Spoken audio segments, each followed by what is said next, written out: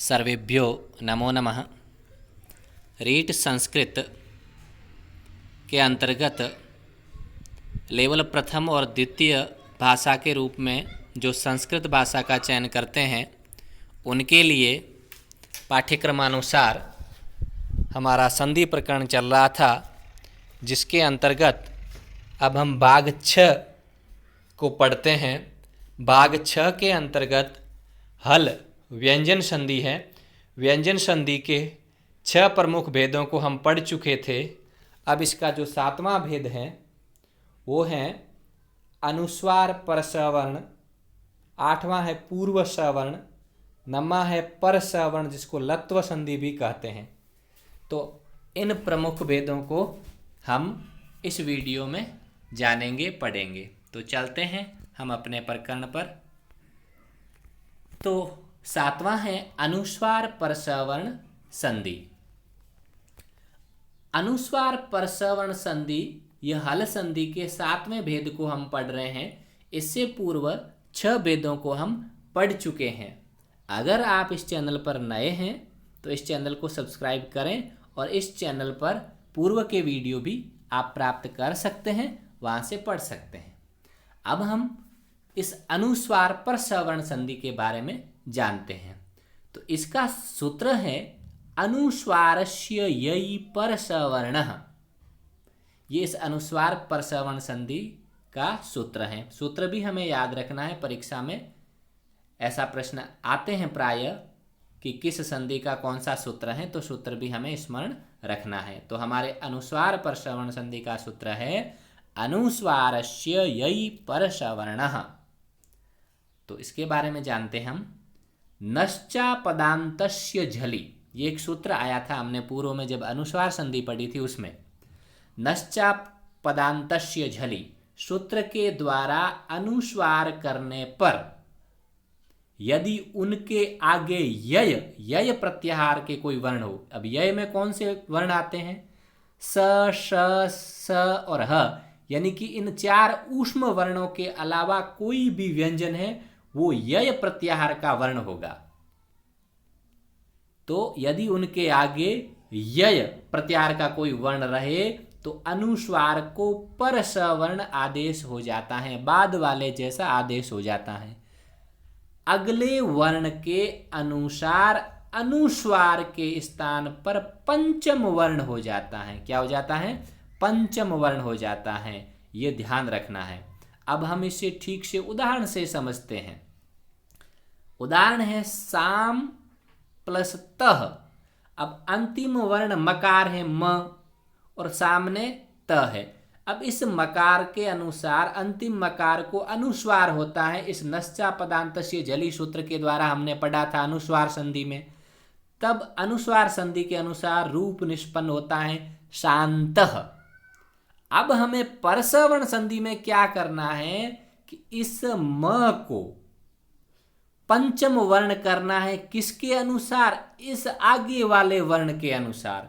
आगे त है और त वर्ग का पंचम वर्ण क्या होता है? न होता है। त, थ, द, ध, न। तो इस म की जगह इस त के अनुसार इस त वर्ग का पंचम वर्ण न होकर के रूप निष्पन्न होगा शान्तः। तो परसवर्ण संधि में जान गए कि ये जो अंतिम मकार या नकार जो भी वर्ण है उसको बाद वाले वर्ण का पंचम होगा, यानी बाद वाला जो वर्ण है उसी वर्ग का पंचम करना है। तो बाद वाला त होने से हमने इस म को न किया, क्योंकि त वर्ग का पंचम वर्ण न होता है शान्तः। और अन्य उदाहरण देखते हैं। अन धन कितः। अब यहाँ अंतिम वर्ण न है, न को पंचम वर्ण करना है। कौन सा करना है? बाद वाले वर्ण के अनुसार। कित का जो क वर्ण है तो क वर्ग का पंचम होता है न, तो होगा अंकितः। और अनुस्वार में तो हमें पता ही है, न को अनुस्वार कर दिया अंकितः।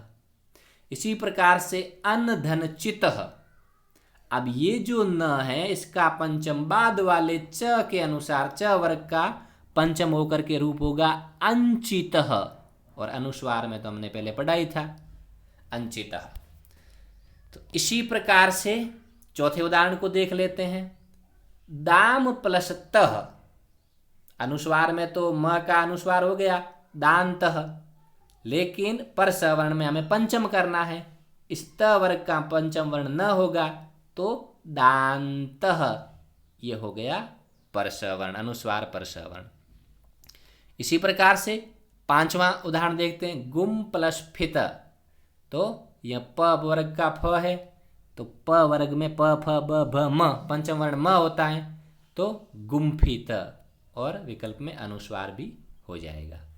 तो इस प्रकार से आपने यह प्रमुख उदाहरण अनुस्वार परस वर्ण संधि के समझे। लेकिन इसमें एक और स्थिति क्या है, सूत्र क्या कह रहा है, वा पदांतस्य, यानी कि पदांत की स्थिति में, पद के अंत में की स्थिति में अनुस्वार परस वर्ण का कार्य विकल्प से होता है, जरूरी नहीं कि करना है, विकल्प से होता है। कब होता है, जब यय वर्ण आगे हो। यय प्रत्याहार के बारे में हमने जाना अभी, यय प्रत्याहार में वे वर्ण आते हैं, यानी कि ये ऊष्म व्यंजन के अलावा सभी व्यंजन वर्ण आते हैं यय प्रत्याहार में, तो उनमें से कोई वर्ण हो तब हमें ये कार्य विकल्प से करना है, और पक्ष में अनुस्वार संधि भी हो सकेगी। जैसे उदाहरण से समझते हैं। पहला उदाहरण है त्वम धन करोषि। अब त्वम करोषि का अनुस्वार में तो त्वम करोषि होगा, म को अनुस्वार हो जाएगा, और परस वर्ण में इस म को क के अनुसार क वर्ग का पंचम वर्ण क्या हो जाएगा, न, बाद वाले के अनुसार होता है परस वर्ण, यानी कि पंचम वर्ण जो है बाद वाला वर्ण क वर्ण के अनुसार होने के कारण ये परस वर्ण है, तो हो जाएगी त्वं करोषि। आगे धर्मम प्लश्चर, धर्मंचर, धर्मंचर, तो ये अनुस्वार का हो गया और ये परस वर्ण का हो गया। इसी प्रकार से आगे देखते हैं समधनवत्सरः। अब ये म अंतिम मकार है, उसका अनुसार में संवत्सर हो गया, और परस वर्ण में संवत्सरः। अब यहाँ पर अनुनासिक जो व वर्ण है उस व को अनुनासिक माना गया है, उसके ऊपर चंद्र बिंदु लगाया गया है। इसी प्रकार से समधनयंता, तो अनुस्वार में संयंता और परस वर्ण में संयंता, क्योंकि इसमें अनुनासिक य हो गया। तो इस प्रकार से विद्यार्थियों यह हमारा जो है क्या हुआ, अनुस्वार परस वर्ण संधि के ये प्रमुख उदाहरण हुए। अब आठवां हल संधि का भेद है पूर्व सवर्ण संधि। क्या है, पूर्व सवर्ण संधि। इसका सूत्र है झयो हो अन्यतरश्याम। मतलब यहां पर यह समझना है कि झय प्रत्याहार में कौन से वर्ण आते हैं, कि झय यानी वर्गों का पहला, दूसरा, तीसरा, चौथा वर्ण हो, उसके आगे यदि ह वर्ण है, उसके आगे ह के रहने पर उसे पूर्व सवर्ण विकल्प से होता है। पूर्व सवर्ण यानी पहले वाले के समान। वो कैसे, उदाहरण से समझेंगे। एक चीज को और समझते हैं, अर्थात यदि वर्गों के प्रथम, द्वितीय, तृतीय, चतुर्थ सभी वर्ग जैसे क, च, ट, त, प, ये जो पांचों वर्ग होते हैं, इनका पहला, दूसरा, तीसरा, चौथा, इन वर्णों के पश्चात यदि ह वर्ण आवे तो ह के स्थान पर उसी वर्ग का चौथा अक्षर विकल्प से होगा, और अन्य पक्ष में जशत्व कार्य भी हो सकेगा। अब हम इसको भी उदाहरण से समझते हैं। पहला है वाक धन हरि। अब अंतिम वर्ण क है जो वर्ग का प्रथम वर्ण है, सामने हरि का ह वर्ण है, तब हमें क्या करना है, देखिए पूर्व सवर्ण कैसे हुआ कि इस क को ग हो गया जशत्व में, और ह था, उस ह को क्या हो गया घ, तो वाघरी, और अन्य विकल्प में वाघहरी, ये भी हो सकेगा। इसी प्रकार से अन्य दूसरा उदाहरण देखते हैं, तद धन हितम। तो अब तद धन हितम, अब यहां पर तद धन हितम तद है, और इसको तद तीसरा वर्ण ये त थ द, और ही का यहाँ ध हो गया। ध किसका हुआ? द आया हुआ था लास्ट में, त थ द ध, यानी पहले वाले के अनुसार चौथा हुआ है। इसमें भी वाक प्लस हरि में भी वाक जो आया था क, तो क ख ग घ होता है चौथा, तो इस ह की जगह पहले क के अनुसार घ हुआ। तो यहां पर यह ध्यान पूर्व सवर्ण में चौथा वर्ण हो रहा है। जैसे पुनः देखते हैं, तद धन हितम, तद में अंतिम वर्ण द है जो त वर्ग का है, आगे ह वर्ण है हितम का ह। अब ह को चौथा कौन सा होगा? इस द के अनुसार, ये द है त वर्ग का, तो त वर्ग का चौथा कौन सा होगा? त थ द ध, ध हो करके तद्धितम, और अन्य तद्हितम भी रह सकता है विकल्प में। इसी प्रकार से उद धन हार, अब यहां अंतिम वर्ण द है। अब इस ह को चौथा वर्ण करना है, ह की जगह चौथा किसका करना है? इस पहले वाले पूर्व वर्ण यानी द के अनुसार करना है। द त वर्ग का है, तो त थ द ध, तो क्या हो जाएगा? उद्धार, और विकल्प में उद्धार भी बन सकेगा। अगला इसी प्रकार से अप धन हवि, अंतिम वर्ण प है, तो प का जसत्व के अनुसार प फ ब तीसरा हो गया अब यह ह है, उसको भी चौथा करना है प वर्ग के अनुसार, प फ ब और भ होता है प, तो अभवी रूप होगा, और विकल्प में अभवी भी हो सकेगा। इसी प्रकार से पांचवा मधुलिड प्लस हसती, तो यहां पर अंतिम वर्ण ड है जो ट वर्ग का है। इस ह की जगह हमें चौथा वर्ण करना है। चौथा किसके अनुसार करना है? इस पूर्व ड वर्ण के अनुसार करना है। ड ट वर्ग का है, तो ट ठ ड ढ, तो क्या होगा? मधुलिड हसती, समझ गए होंगे, और विकल्प में मधुलिड हसती। तो इस प्रकार से विद्यार्थियों यह हमारी पूर्व सवर्ण संधि हुई। पूर्व सवर्ण संधि में पूर्व वाले वर्ण के अनुसार चौथा वर्ण करना है, और उस पर सवर्ण में हमने पंचम किया था। तो यह भेद भी समझते हुए दोनों को साथ साथ समझना है। अब हल संधि का नमा भेद पढ़ रहे हैं हम, पर सवर्ण यानी कि लत्व संधि। कौन सी संधि? लत्व संधि। तो लत्व संधि को देखते हैं। पर सवर्ण लत्व संधि सूत्र है तोरली, सूत्र भी स्मरण रखेंगे, यानी कि त वर्ग, त वर्ग का मतलब त वाली लाइन पूरी, उनमें से कोई भी वर्ण हो, त थ द ध न, उसके आगे ल के रहने पर त वर्ग के स्थान पर ल पर सवर्ण हो जाता है।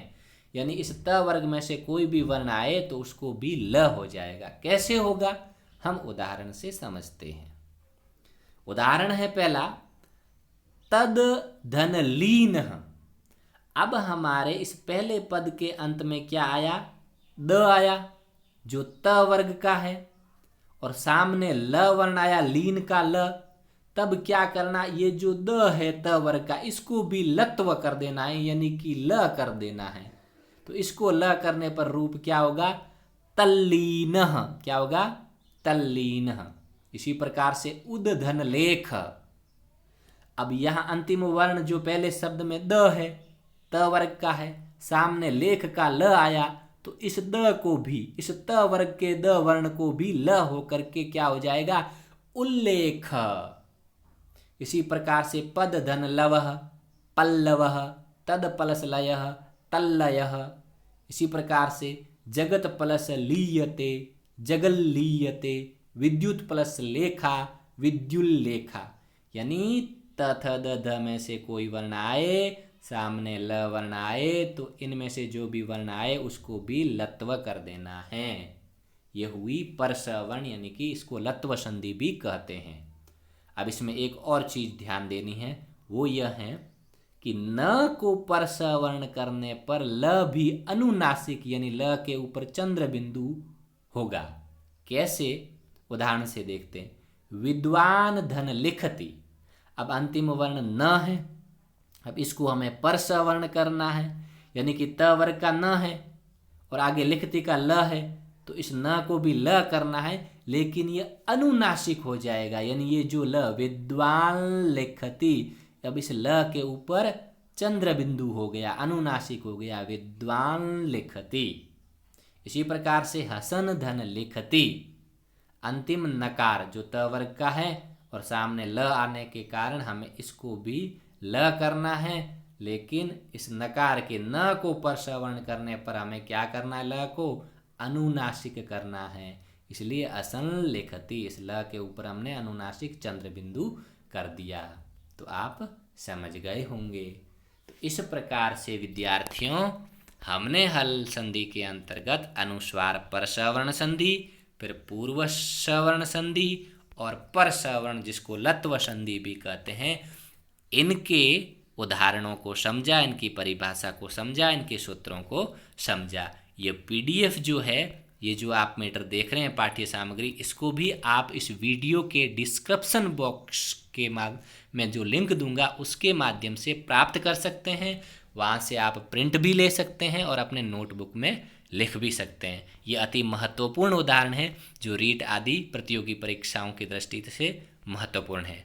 आपको ये वीडियो अच्छा लगे तो कमेंट करें, शेयर करें और हमारे इस चैनल पर नए हैं तो ज़रूर सब्सक्राइब करें, लाइक करें और पास स्थित बेल आइकन को ज़रूर दबाएं ताकि इस प्रकार के वीडियो आप तक तुरंत पहुंच सकें। इति ओम शम।